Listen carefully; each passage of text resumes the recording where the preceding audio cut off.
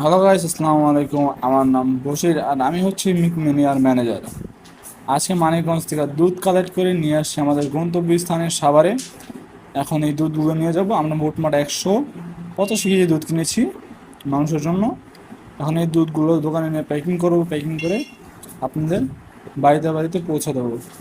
আমরা বিভিন্ন স্থান থেকে দুধ কালেক্ট করে বিক্রি করি এবং এবং স্বল্প মূল্যে এই দুধ মানুষকে দিয়ে থাকি।